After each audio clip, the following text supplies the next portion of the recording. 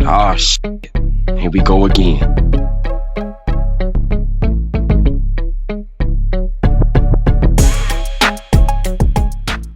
They say when you go through trauma, hard times, rough times, whatever you want to label it as, you often have these things on your mind. You have dreams about them. You have nightmares. I don't really have a whole lot of nightmares, but I do have a whole lot of thoughts as far as being in the penitentiary. 3-time loser, man. Struck out 3 times. I told you all the story about Erica in the penitentiary. Now, Erica was a transgender. I have a second story about Erica just as well. Now, Erica is the name that, call me Erica. I never referred to Erica as Erica. I referred to Erica as E. What up, E? And that's just what it is. So, when you jump in my comments and, hey, man, how you going to refer to Erica as a she? I'm not referring to Erica as a she. But on the yard, Erica went by Erica. Again, I refer to Erica as E. I'm in the penitentiary. 7, 8 years ago. Now, at this particular moment, I'm not in the penitentiary. I'm at a camp, a kiddie camp, Blackburn Correctional Complex. Lower level inmates. It's a minimum camp. You can only go one level lower, which is community. I wasn't community custody, but I was minimum. There's no fence. It's laid back. You within 4 years of going home, typically, if you're at a camp. Now, although you're at a camp, don't get it twisted, because you still got some gorillas. You still got some... See, the thing about it is, your charges doesn't necessarily define you. I seen some dudes that was in there for the lightest of charges, child support, petty theft, checks, whatever. Maybe they got high on the streets, maybe they didn't. But they would get down with these. They was could be very, very violent. But when you find yourself at a camp, it's like, okay, some people just automatically go straight to a camp. Some people, they start behind the fence, behind them walls, the lions, tigers, goons, birds, gorillas. Yeah, the ones that I always speak of. And they stay out of trouble. They get good conduct, clear conduct, and their levels go down, and they can go to a camp to where the environment is so much more laid back. So when you hear some of these YouTubers on here talking about, they did their entire time behind the walls, behind the fence, and maybe they did. I'm not saying that they didn't. A lot of people do. But you bet your bottom dollar that if they had an opportunity to go to a camp, they would have. See, when you're behind those walls, it's a whole lot of just tension in the air, misery in the air, man. You're around people that's never, ever in life going home. You're around a whole bunch of zestiness that is just out in the open. You might just walk in a room or walk in the shower and see 2, 3 dudes getting it in, and you, oh, my bad, turn around and walk off like you didn't even see anything. There's a whole lot of that goes on behind them walls. When you're at a camp, you're still away from home. You're still serving time. But it's not nearly as much violence. It's not, you rarely even see a fight at a camp because, again, everybody's trying to go home. Y'all rock with me, man. Let me know where you're chiming in from. I'm in Lexington, Kentucky. Rock with me.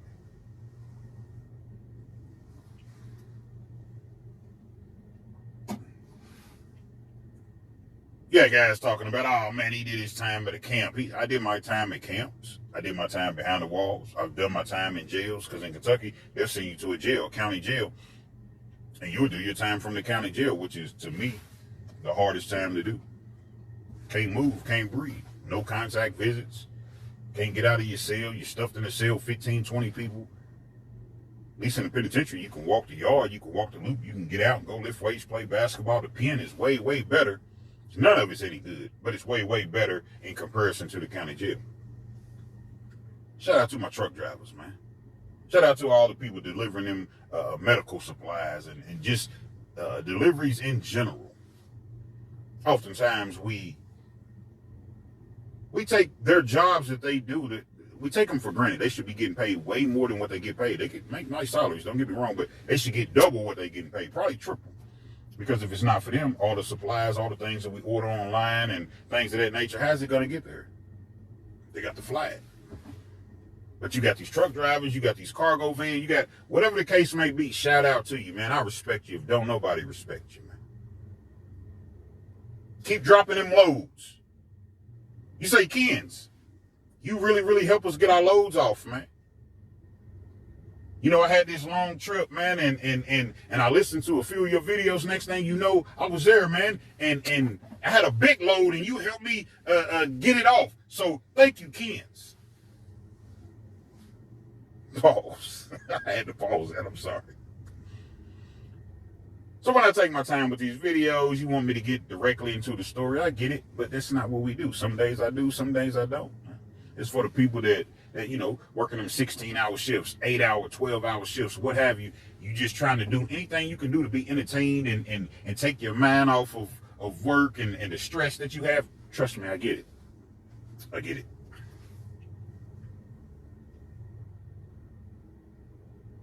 We're in a cell. No, we're not actually in a cell. We're in a 50-man unit. You got a dorm, right? You got A, B, C, D, and E. You call those bays, pods, whatever you, either or. You got 50 people in each pod. And it's kind of like it goes in a circle. And you got the guard's tower that's in the middle. Everything is glass. You can see the guard. They can see you. I believe we was in B Bay. And we had one bed open. As I mentioned, it's 50-man pods, 50-man units, in which you have 50 bunks, 25 on the left side, 25 on the right side. You got, you have a bathroom, probably has like 5 toilets, 4 or 5 sinks, probably 4 or 5 individual showers. You have a TV on the wall. You got a couple JPay machines. JPay machines, that's just like where you communicate with your family. They can send you emails, pictures. You order your commissary. If you have any inmate or institutional mail, you can check on the JPay machine. It's just a computer on the wall, basically. You got 2 phones. You got a couple grills in the unit where you can cook your food or what have you. And that's pretty much what it is. It's in a couple microwaves. It's an army. It looks like an army barracks. Again, you got 25 bunks on the left side, 25 bunks on the right side. And so, you got these cubicles. Like office cubicles. It's basically, you call it a cube. So when you walk into your cube, you got a bunk on this side, a bunk on that side. 4-man cubes. Now, I'm trying to paint a picture so for you all that's never been locked up, you can kind of understand where I'm coming from. Respectfully. You got a wall that's about, I don't know, I want to say 4 foot maybe. And it separates each cubicle. Each cube, rather. I keep saying cubicle, each cube. So if I want to look at the, look over the wall and talk to my neighbor, hey, what's up, neighbor? I can talk to him because the wall's only 4.5 feet high. At the end of each bed, it has a stand to where if you have the money to buy you a television, you can.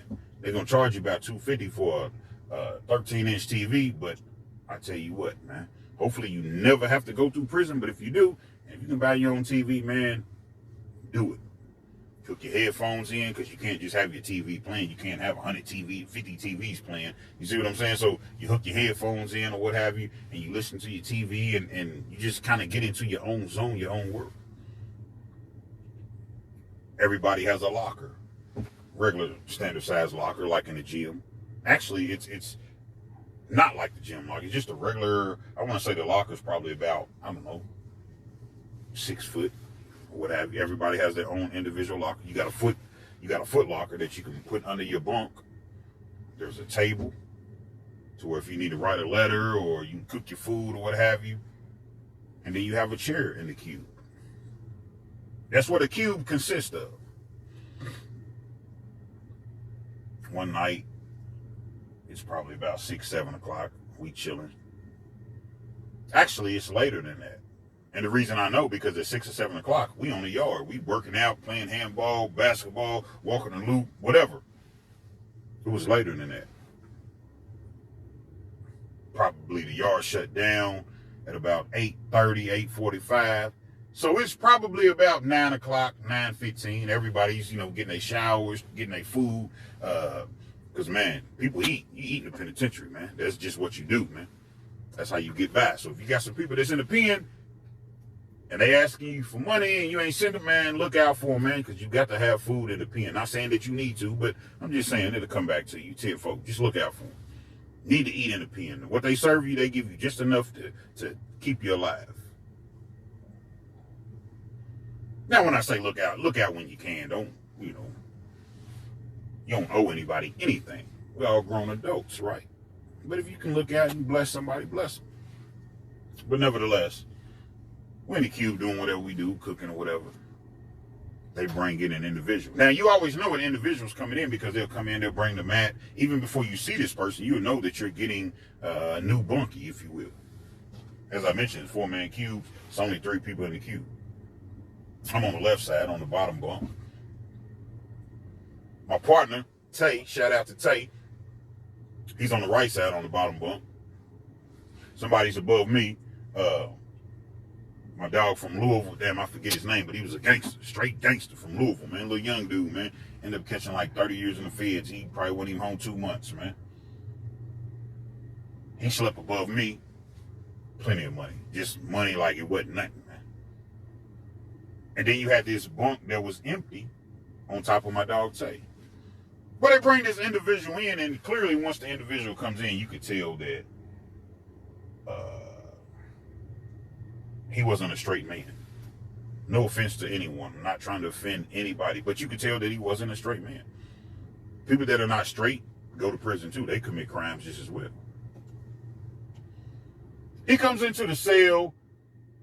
They move him into the unit. Everybody's laughing at us. Not everybody, but you got, 4 or 5 people. Oh man, they got the, they got the transformer in the unit with him, in the pod with him. They laughing. Ain't nothing we can do about it. We don't own the prison. We don't own any. You don't call no shots in prison. A lot of times, man, I see other prison channels, and I'm not going to call out names because I'm not going to rain on anybody's parade. And at the end of the day, I don't think anybody really cares. People want to be entertained. Like Jay Williams will say, are you not entertained? Now, that's not my thing. That's shout out to Jay Williams. Hey, your boy Jay Williams, on a side note, Let's Live Life. He coming back with a whole lot of stories. And he will be home. He don't want anybody to know the exact date because he wants to pop up and surprise you all. But just know, Jay Williams is on his way home. What's today, October the 11th?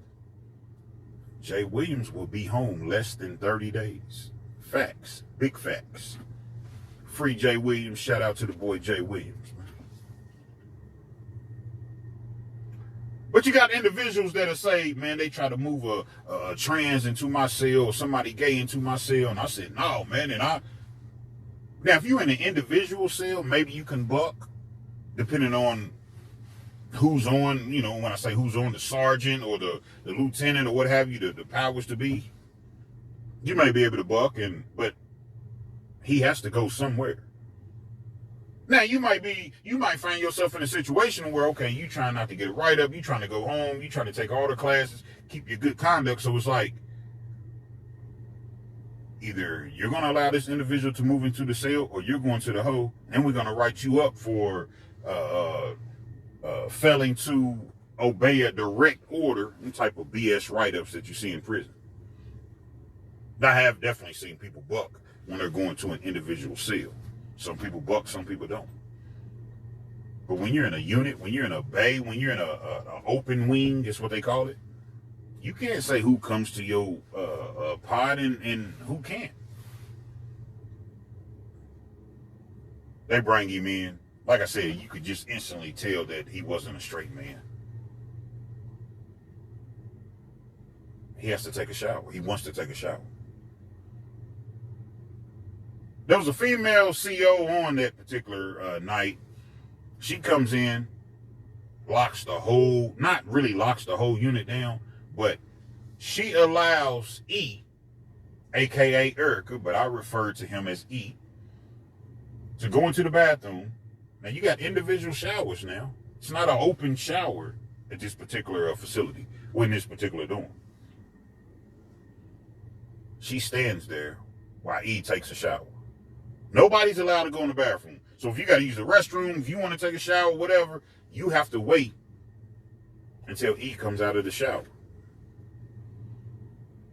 Again, E comes out of the shower, everybody's laughing, everybody's, just laughing at it. Oh, man, nah, he couldn't come to my cube. They couldn't, man, listen, bro, you ain't going to do nothing, man. What are you going to do? He ain't did nothing to you. He ain't said nothing to you. What are you going to tell the CO? Nah, he ain't coming in. Yeah, you can do that, but guess what? You're going to be the one that goes to the hole, and they're going to ride you up out of there with a write-up. See, at a camp, you don't just go to the hole and get out like the pen. You get into some trouble, a fight or something in the pen, they give you 15 days, as long as nobody got busted up and everybody signed, yeah, I could be back on the yard with this person. You're going to go back on the yard? No. At a camp, no. You might go to the hole for a couple of days, pending investigation, and they shipping you off to the penitentiary, to the real pen. Now, and again, don't get camps twisted, because I've seen a dude get beat probably worse than I've ever seen anybody get beat at a camp. So don't get it twisted about a camp. Jail is jail, prison is prison. Man. You still away from your family, your loved ones, and you hate it. And you wake up in bad mood some days. And when you wake up in bad mood, sometimes, man, you wake up in your any man mode, man. I'm in my any man mode. That means anybody can get it. Any man mode t-shirts coming soon. Yeah, any man, but it's gonna say pause. I can't tell you all the intricacies of the merchandise that's coming, but just know that it's coming. I know it's coming on the turtle. It's coming on the turtle because I had a couple, discrepancies or whatever, but it's definitely coming. Y'all rock with me, man. We ain't in no rush.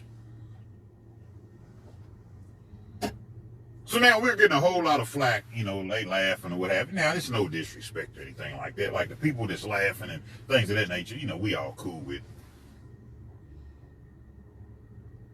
But you also seeing glistening eyes. You seeing, people changing their whole demeanor, their whole behavior. You know how it is when you're around a woman and your entire demeanor changes and you're polite and, hey, how you doing, man?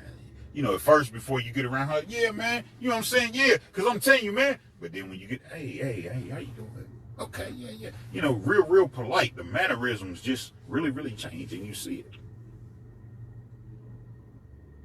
Everybody was, again, generally speaking, figuratively speaking, not everybody, but you had a whole lot of eyes on Erica.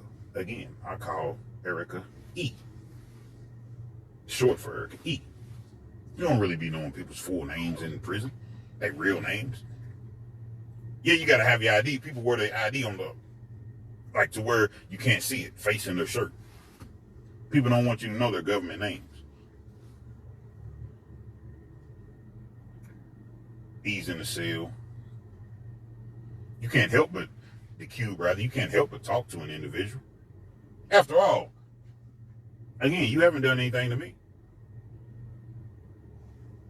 He's in the cell for a few weeks or whatever. You realize, man, he's cool. He just has a sexual preference for dudes. You have a right to like what you like. He never came at us on no sideways, no anything of that nature. He was well taken care of. People on the streets was blessing him. He like white boys. The white boys was making sure E ate every night. So every time E got a money order, he would just stack his money on his books because the white boys was really, really just taking care of it. And you had black dudes that liked him too. Don't get it twisted. But I'm saying E's preference was the white boys. Why? Because the white boys, I guess, E felt as though the white boys got the most support, the most money in jail. So E was going where the money was at. E ate well, man. I'm talking about box was full, locker was full, E was so cool, man. He give you whatever, man.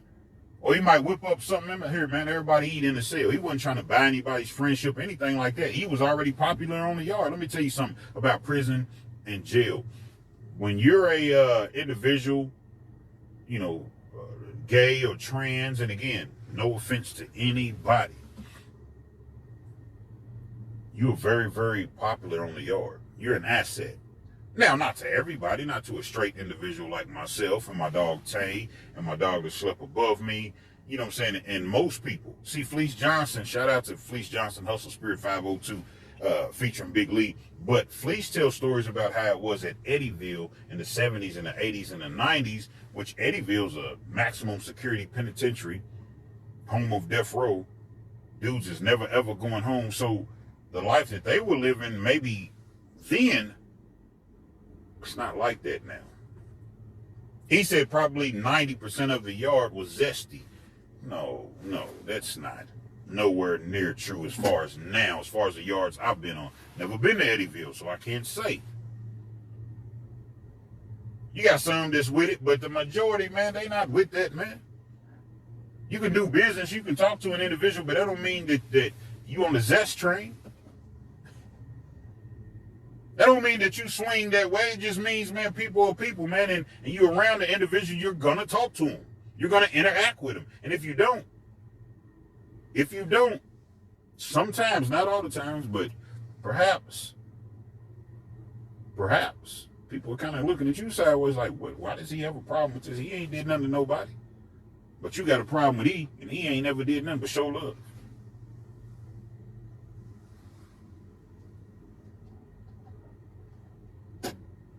I never will forget. E gets out of the shower one evening. At this particular time, they're not blocking the bathrooms off, what have you, every time E has to take a shower, because there was just this one CO that would do that. Well, they rotate shifts, or they rotate dorms, so she may work the dorm 2 or 3 days in a row, then you don't see her for a week. Everybody didn't do it. COs ain't got time to be coming in there, standing in no bathroom, waiting on nobody, individual showers. We can see you can see everybody. You can't see them in the shower because you got curtains, but you can see into the restroom. Everybody's safe. He comes out of the shower.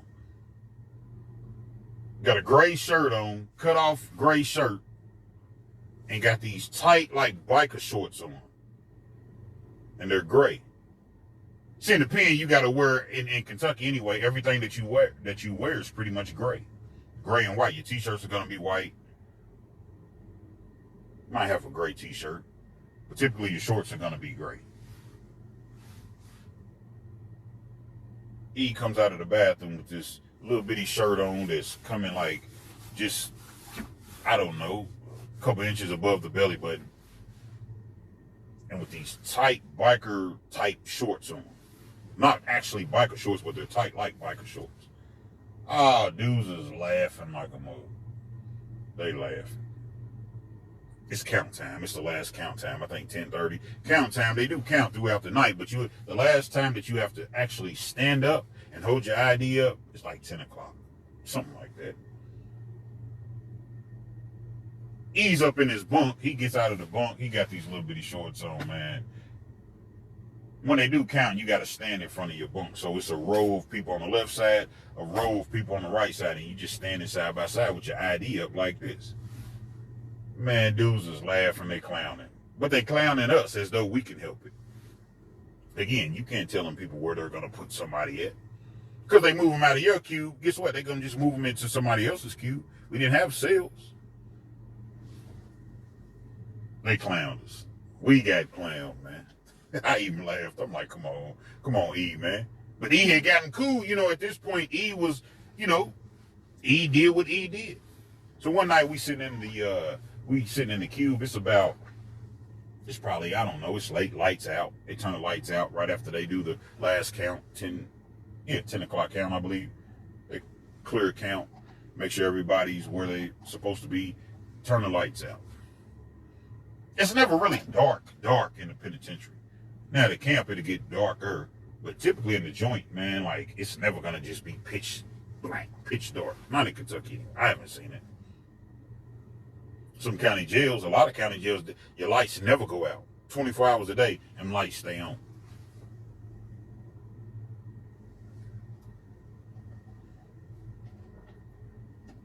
We all sitting there, we eating. Whip your food up. You can buy whatever you want to buy pretty much in prison, for the most part. Anything you can buy at the grocery store, pretty much they have it at the commissary. Again, for the most part. You can't go to the commissary and buy a batch of greens and clean them in the sink or anything like that, but they got the glory canned greens. They got potatoes you can buy, baked potatoes, tomatoes, you can fix your salad. Whatever the case may be, you can buy a lot of things. And so you're going to smell this aromas in the air at night. And you smelling just the, oh man, dudes in the pen, they got the most talent. They can cook. You got dudes making candy. I learned how to make candy, cakes, pies. Man, send your people some money if they in the pen, man. Send them because they need it. Otherwise, you waiting until 5:15 in the morning to eat that nasty food, the grits with cheese in them, and it's just gross, yuck. But nevertheless, rock with me. Somebody ends up asking, because you would have other people come into the queue too. They bring their chair. We all just sitting around, we chopping it up, we eating, we just killing, chilling. I said killing, chilling. Mind me not. He tells a story of how he got in there.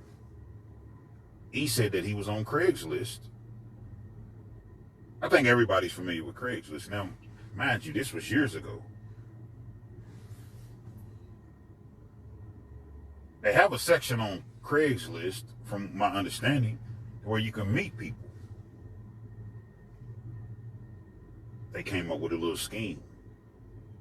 They will meet dudes on there, hook up with them, and basically, I don't necessarily want to say it's a scheme. Basically, they were prostituting themselves on Craigslist. Sometimes they would get in situations where the dude would pass out, fall asleep, they take his wallet, credit card, or whatever, they gone. That's what they would do. I don't condone any of this behavior. I had no parts of this behavior. I don't know E other than being in the queue with E in prison. But this is a story that he was giving him. And plus, I'm going to keep it all the way 100. I know people that's done that. Get dudes in a room and, get them passed out or whatever, and they take the American Express card. I done seen that before. Heard of it before, rather. But that's what E, and he had another individual that, rocked with him or whatever, that lived the same lifestyle, if you will, that he lived. And that's what they would do.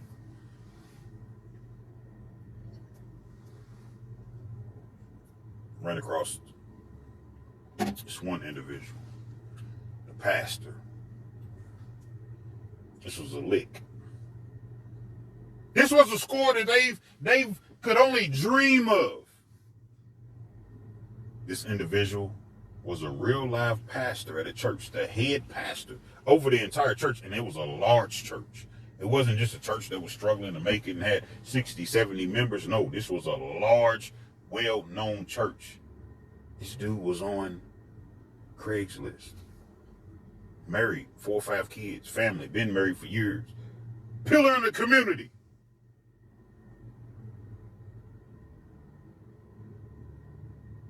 Dude was on Craigslist. Now, he wasn't just on Craigslist with his identity, it was concealed. He was discreet, if you will, about the situation. But nevertheless, he's on Craigslist. Now, this is all according to E. This is the story that E told. I was not there, nor did I wish to be there. We vibing, we all kicking it in the queue. E cool with us. He cool with us. I ain't got no problem with E because of his lifestyle. E never tried us, never said anything. Once again. Matter of fact, shout out to E. Shout out to E. He's telling us the situation. He done hooked up with this preacher. We don't just call him the preacher, the pastor. She done hooked up with this pastor 4 or 5 times. It's getting to the point to where the pastor is just hitting E up on a regular basis. Like, I need to see you. Now, let me paint the picture for you for E. E probably couldn't have weighed no more than 140 pounds. Slender, a little bit darker than me. Not dark, but a little bit darker than me. I'll check out the thumbnail. It's not actually E, but it's very similar. Hair came down to probably his shoulders. Like I said, slender build. I don't know how tall. E wasn't really that tall. Maybe, I don't know. I don't know how tall E was. If I had to guess, E was 5'11". E was probably about 5'11", if I had to guess.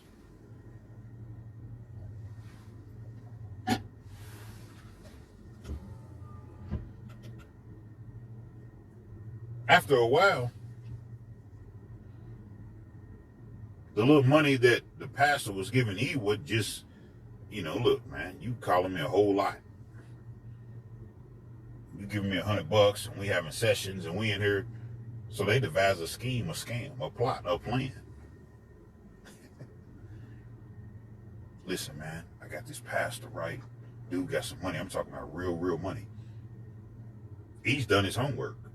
See, you got social media now. You can look people up. You know their names. You can. Now, you're not, obviously, he's not going to use his real name. But the fool had his real phone. He had his real phone. Like a phone, it was a second line phone, according to E, but it was registered to him. So there's a thing called reverse lookup. You type in a number.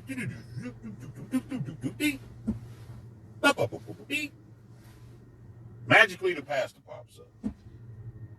And he searched social media to see who's, see which platform he's on. Oh, this dude, whole profile comes up. Family, kids, wife, uncles, aunts, friends. Everybody pops up. He realizes he done hit a gold mine, if played right. This dude has a mega church. That's not like a Joe Osteen or Creflo Dollar or Joel Osteen. It's not a church of that magnitude, but it's still a major church. T.D. Jakes, anything of that nature. You want to give me $100, $150 every time I see you? But I'm going to play it cool. Y'all see where I'm going with this? I'm going to play it cool, man. They devise a plan. They meet up. They would always meet up like in hotel rooms. He'd take care of the hotel room or what have you. They're planting cameras. Now, come on, kids. How they plant cameras? What do you mean, how do they plant cameras? It's not hard to go and buy a $30 camera. 3 or 4 $30 cameras and plant them, and he's not going to know. The comfort level is already high enough. You already been kicking it with this, with this individual several times. So the level of comfortability is way up. Nothing can stop me. We all the way up. It was all the way up. Starts to record their endeavors. Their every time that they meet up, man, it's on film. It goes directly to the phone, however, whatever program or whatever app that they had, or what, if you will. All of these things is on film. It's on camera.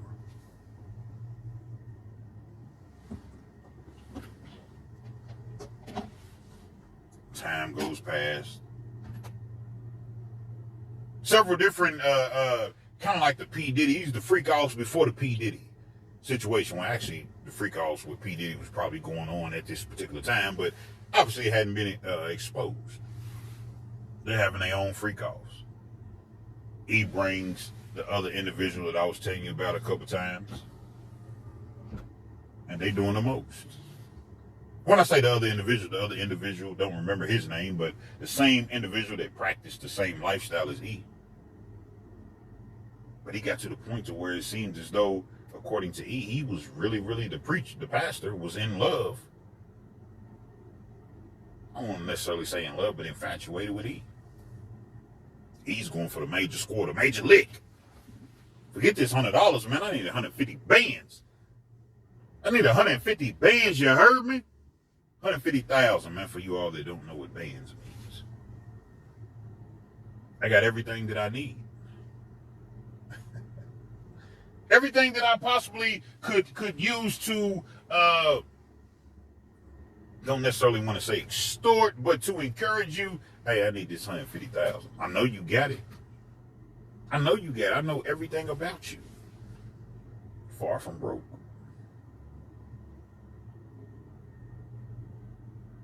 Not only are you the pastor of a major church, come to find out that there are like 3 or 4 different jails in the area or the surrounding areas, if you will. You're the chaplain. 3, 4, 5, 6 different jails. You're the chaplain. So you getting money from the police? Yeah, the chaplain of the police department. So you getting money from that? And you getting money from your church? Oh, you got plenty of dough. But you want to be realistic. You don't want to, you can't go in there and ask for half a meal. So you want to be realistic, a figure that everybody can handle, to say the least.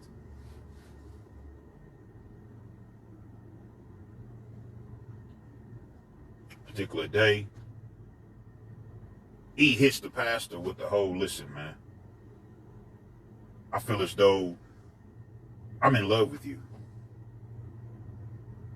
After all, I've seen you 15, 20 times at this point, and we're, the visits used to be 15, 20 minutes, 30 minutes. Now, we spending hours together, 2, 3 hours, sometimes longer. I've spent the night with you a couple times. I'm falling for you. It's all a plot. I'm falling for you. I know it wasn't supposed to be this way, but it is. How did you get here? Nobody's supposed to be here. I've tried that love thing for the last time. Y'all Google Deborah Cox if you're not familiar. It's a song basically talking about, you with an individual, and it was supposed to just be on some friendship type, kick it or whatever. Next thing you know, you're in love with the individual. How did you get here? You wasn't supposed to be here. She's playing the pastor like this. Oh, we can't do that. No, I love you, man. I'm ready to come out with this. We need to start going out on dates and, going out to eat and being seen together. I understand that you have this and you have your wife, but I love you. I love you. And I need to be with you. It's all applied. It's all a plan. Now the pastor, he's starting to get really, really, distant, if you will. He's not calling, not responding to calls, text messages, if you will. That's when the we're going to just call it love, started to get even stronger. Listen, I understand your feelings got involved, but listen, I got a family, I got a church, I got a community, what's it going to take to make us, this whole little situation disappear? Oh, so you think you can just buy my feelings? You think you just buy me? You can just buy my feelings? Like my feelings don't count? Yeah, but it wasn't ever supposed to be that. It was just supposed to be a little encounter. Yes, but it was supposed to be 1 or 2 encounters, but I've seen you 20, 30 times. That's how he's talking. Respectfully. Start to negotiate numbers. The pastor wants to give E $3,000-$4,000 and make it go away. $3,000-$4,000. $3,000-$4,000. No. It's not going to be $3,000 or $4,000. They don't talk for a while. Now, when I say for a while, it's maybe a week, because the pastor, he had to, every couple of days, he had to, see E, according to E.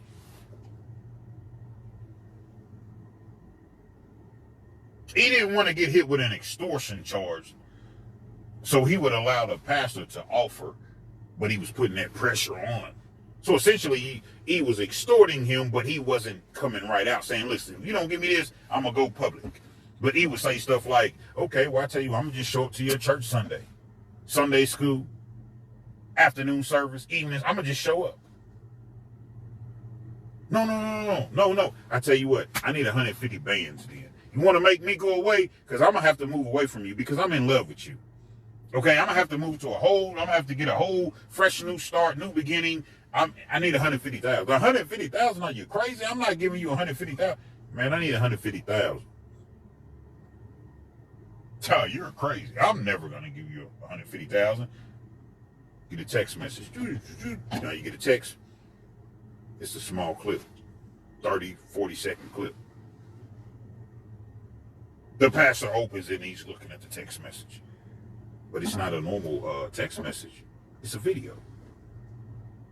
Yeah, it's a video. He looks at, son of a gun. You've been recording us? Yeah, I've been recording us. Because I love you. The pastor realized he's been taken. He's been took. Not every single time, but several different times, they've been recorded. Unbeknownst to him, he had cameras in the hotel rooms that were being recorded. They were being recorded without his permission. There's no way these videos can get out. That's why I said this was the freak off before the freak off was really, brought to light. The pastor had his own freak off. Imagine what the thumbnail's gonna look like. I don't know, because I haven't made it yet. 150 bands, man. 150,000 to make me go away. But really you saying 150,000 or I'm gonna, expose you. But the language, you being very, very careful as far as what you're saying and how you're saying it.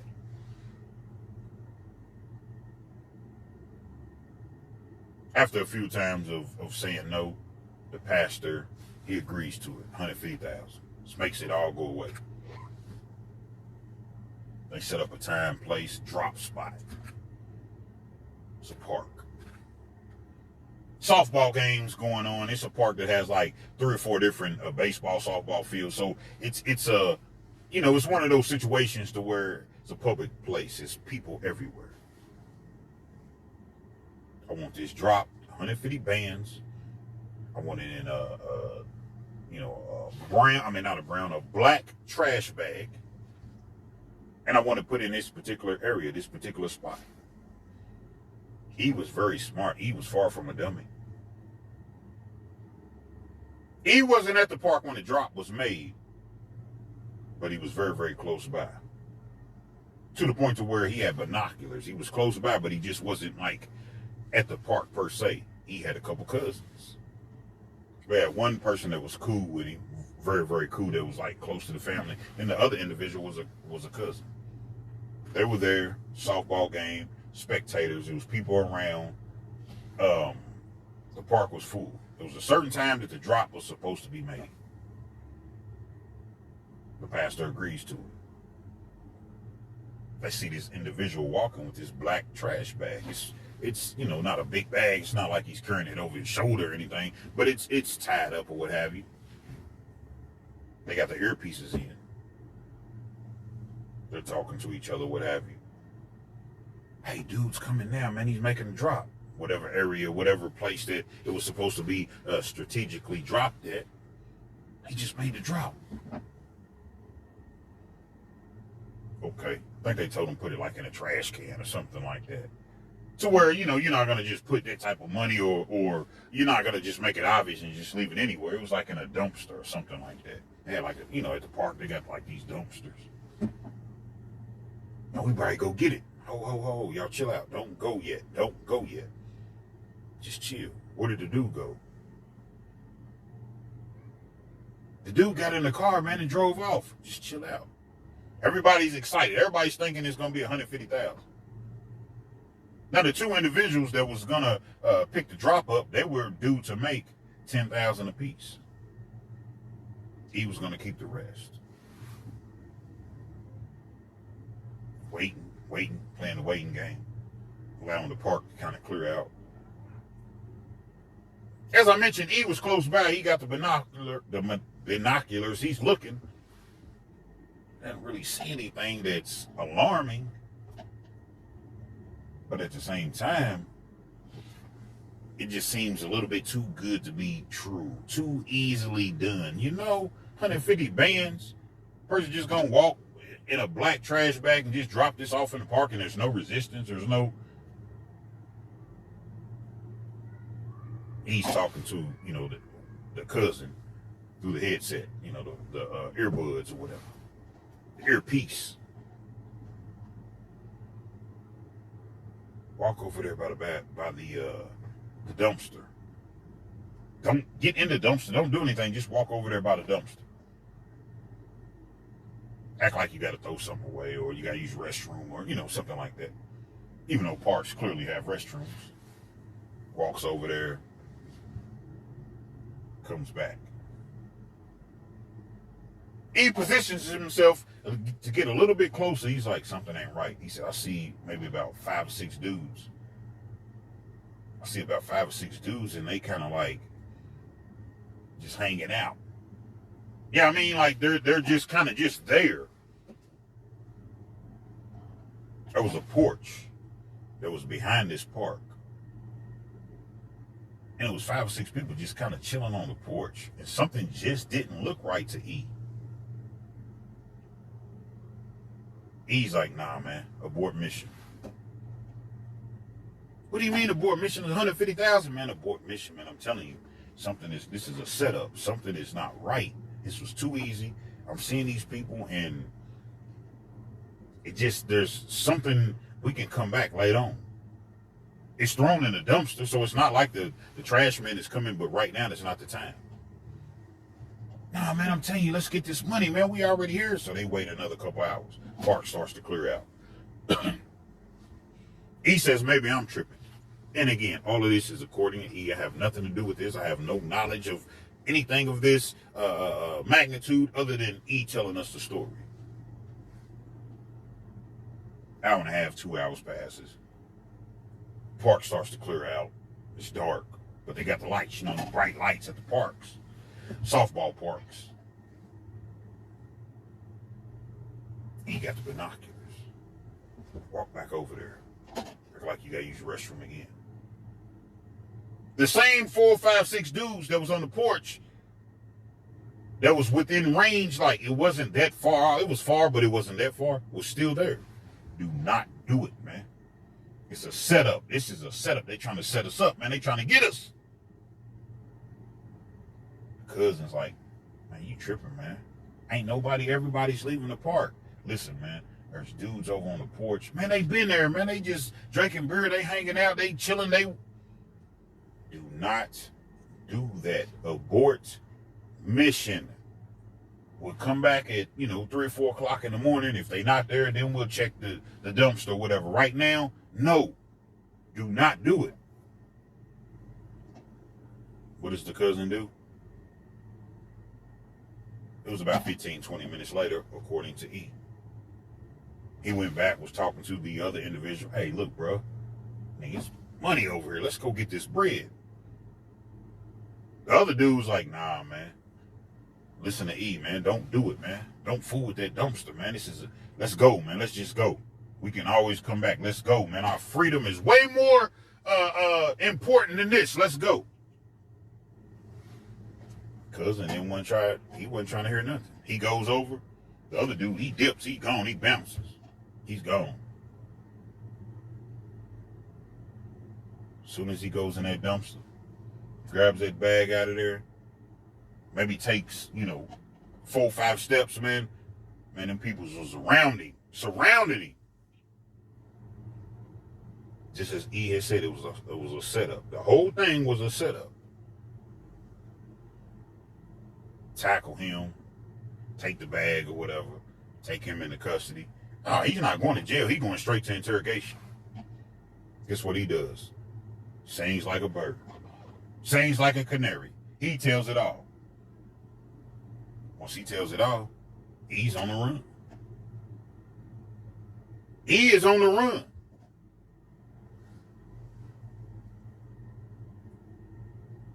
He has contacted the pastor a couple times. You do me this way? This is what you do me? Your whole congregation's gonna know about this. They all gonna see the video. The pastor ends up sending E some money a couple times. Western Union. He's on the run. But it's Western Union to where you only have to show your ID if it's over a certain amount of money through Western Union at this time anyway. He knows it's a risk, but he don't have any money at this particular time. He was a booster. He would steal stuff, and so. But now he can't be in his own town, his own city. He's gone. He never really had intentions on exposing the pastor, if you will. After about the second time, the pastor tells E, "Listen, this is never gonna stop. You've ruined my life.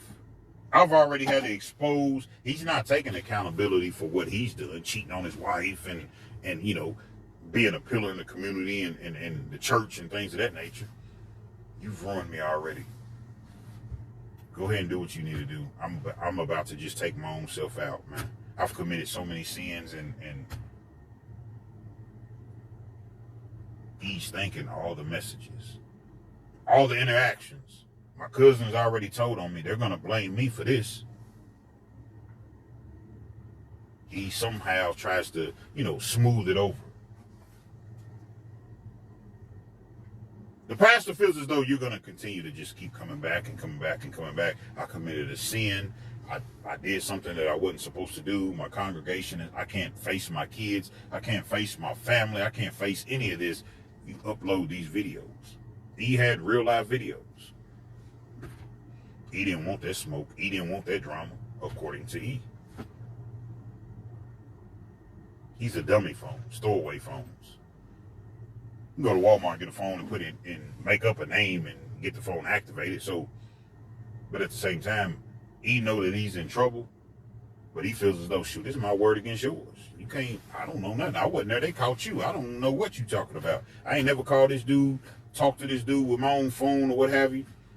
I know that the pastor really doesn't want to, he doesn't really want to expose himself.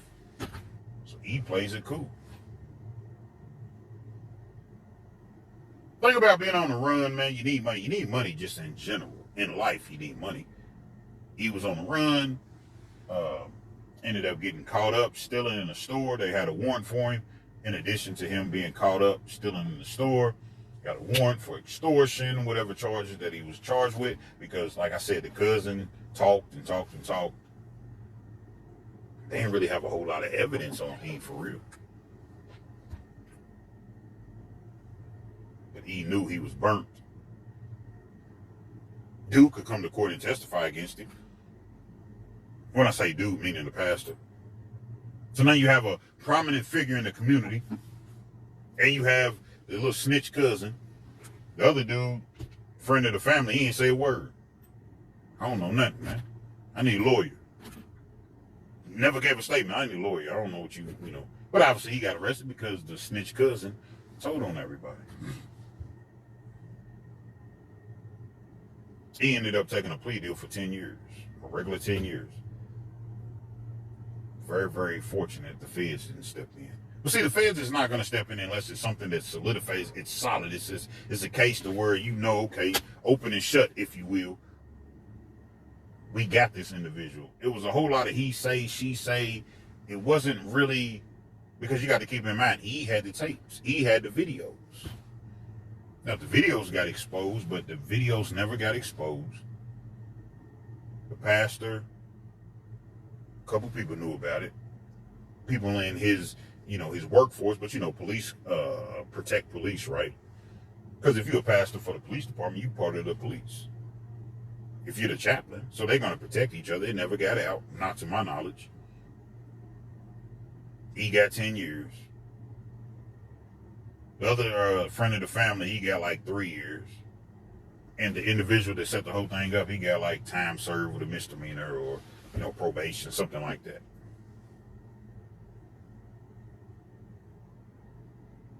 Wow, it's a heck of a story, man. It just pays to just do right. They were both wrong. The pastor was wrong. But it just goes to show everybody's jumping on P. Diddy saying he did this, he did that. Some of the stuff he probably did. A lot of the stuff he probably didn't do. Some of the stuff he probably did do. About that money, about that dollar, people going to say anything and do anything to get that money, man.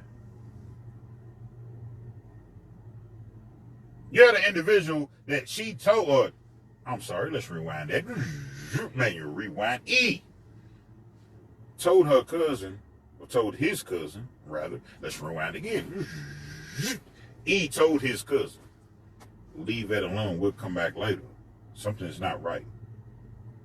But for the love of money, gotta get that money, man. That money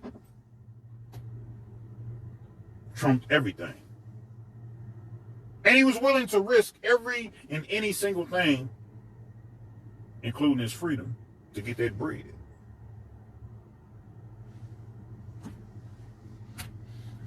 Be mindful, man. Do the right thing simply because it's the right thing to do. And if you are going to do something, if you just insist upon doing the wrong thing, man, trust nobody but yourself, man. Because money, the love of money is the root of all evil. He continued to be in our cell, or our cube rather, maybe a couple more weeks. Then they ended up moving E to another dorm, not another dorm, but another bay, in which he ended up getting into it with an individual that he was messing with. I told you all the story about him. He was the barber. He ended up messing with him and it exposed him, and the barber ended up getting moved to another dorm, and they tried to do it that way, but it was a whole lot of, love quarrels, if you will, going on. Think I better let it go. Oh, hey, whoa. It looks like another love TKO. All right, y'all. Make sure y'all cop y'all military mind game merchandise. I'm going to have the link pinned at the top of the comment section. I got things for women, men, boys, and girls. So y'all make sure y'all go check it out. If you need your business, products, or your social media channels promoted, make sure you shoot me a text at this number. My channel get over 5 million views per month. So that's a lot of eyes on your promotion. If you forgot to hit that like button, make sure you smash the like button. And if you haven't subscribed yet, make sure you subscribe to the channel. Be sure to get your military mind games merch. The link will be pinned in the comment section.